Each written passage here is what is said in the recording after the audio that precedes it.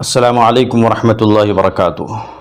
ناظرین، بعض مسجدیں نہایت صاف ستھری اور خوبصورت ہوتی ہیں، پاکیزہ ہوتی ہیں، صفائی ستھرائی کا ان میں بہت اہتمام رکھا جاتا ہے۔ ان مسجدوں میں طبیعت لگتی ہے، جی خوش ہوتا ہے، عبادت میں دل لگتا ہے۔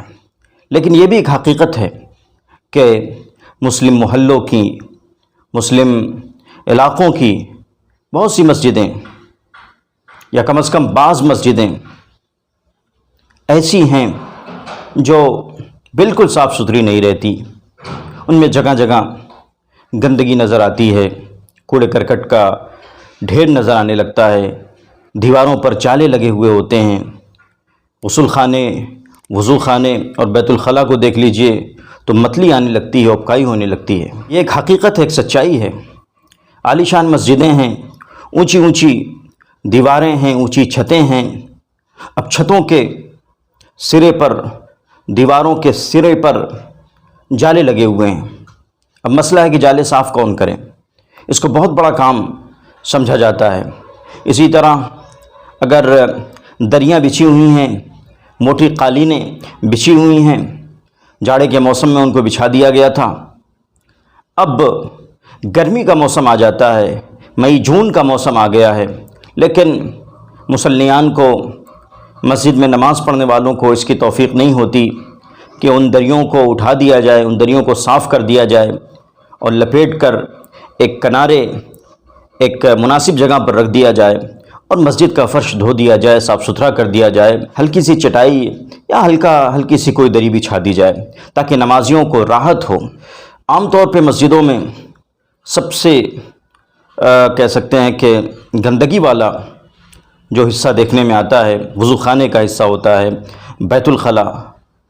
مہینوں سے جیسے اس کو صاف ہی نہیں کیا گیا، نہ اس میں بلیچنگ ڈالی گئی، نہ اس میں سرف وغیرہ ڈال کر اس کو صاف کیا گیا، اسی طرح لوگ اس میں وضو بنا رہے ہیں اور کسی کا دھیان بھی اس طرف نہیں جاتا کہ ان چیزوں کو صاف کرنا چاہیے۔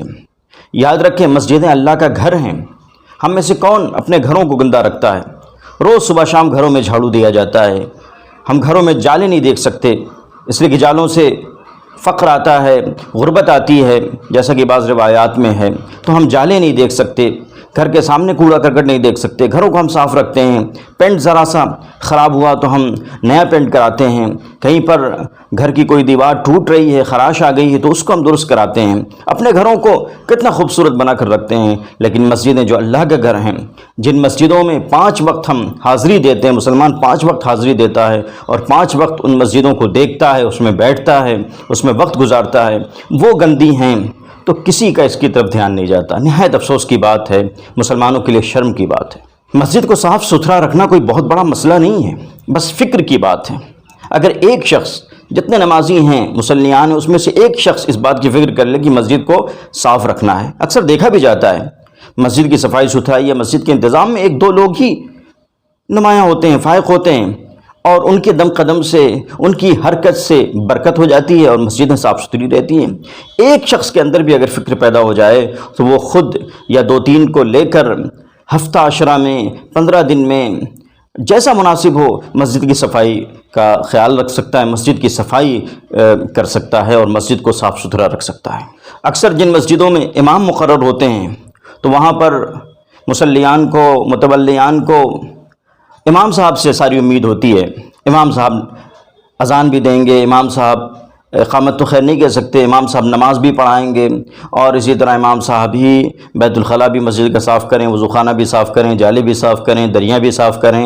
امام کا یہ منصب نہیں ہے کہ امام مسجد کی صفائی ستھرائی کرے۔ ہاں، وہ کر دے، اس کی مرضی ہے، اسے بھی ثواب حاصل ہوگا، لیکن تمام لوگ ہاتھ کھینچ کے بیٹھے رہیں اور مسجدیں گندی رہیں، اور مسجدوں کی گندگی کا اور مسجدوں میں جو صفائی ستھرائی کا انتظام نہیں ہے، اس کا ذمہ دار آپ امام صاحب کو ٹھہرا دیں، یہ قطعی درست نہیں ہے۔ امام صاحب کو آپ دیتے ہی کتنا ہے؟ ایک تو قلیل تنخواہ دیتے ہیں، اس پر سے سارا بار امام صاحب پر لاد دیا جاتا ہے۔ ایسا ہرگز مناسب نہیں ہے۔ مسجد کی صفائی ستھرائی کا انتظام کرنا، مسجد کی صفائی ستھرائی کا خیال رکھنا ایک ایک مصلی کی ذمہ داری ہے۔ بس فکر کی ضرورت ہے، آپ ذرا سا فکر کر لیں تو انشاءاللہ مسجدیں صاف ستھری ہو جائیں گی۔ خود آپ کو ان میں نماز پڑھنا ہے، آپ کو وقت ان میں گزارنا ہے، آپ کو اس میں تلاوت کرنی ہے، ذکر کرنا ہے۔ ذرا غور کیجئے، اگر کوئی غیر مسلم یا نان مسلم یا ہمارا کوئی مہمان ہی کسی شہر سے یا کسی دوسرے علاقے سے آ جائے اور مسجدیں گندی ہوں اور ان کی نظر اس پہ پڑ جائے تو ہمیں کتنی شرمندگی ہوگی، یقیناً شرمندگی ہوگی۔ تو اس لیے شرمندگی سے بچنے کے لیے، اللہ کے یہاں اجر پانے کے لیے، اللہ کے ان گھروں کو صاف ستھرا رکھنا ہر مصلی کی ذمہ داری ہے، ہر ایک فرد کی ذمہ داری، وہ اس بات کی فکر کرے۔ بہت افسوس ہوتا ہے، بہت بڑے شرم کی بات ہے کہ بعض مسجدیں اس طرح گندی ہوتی ہیں۔ بعض روایات میں ہے کہ حوروں سے جو جنت میں مومنین کا نکاح کیا جائے گا، مومنین کی شادی حوروں کے ساتھ ہوگی جنت میں، تو حوروں کا مہر کیا ہوگا؟ حوروں کا مہر یہی ہوگا مسجدوں کی صفائی ستھرائی۔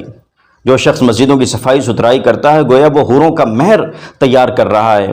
کتنی بڑی بشارت کی بات ہے، لہٰذا ہمیں اس طرف دھیان دینا چاہیے۔ آپ کے یہاں مسجدوں کا کیا حال ہے، اس سلسلے میں آپ کیا سوچتے ہیں؟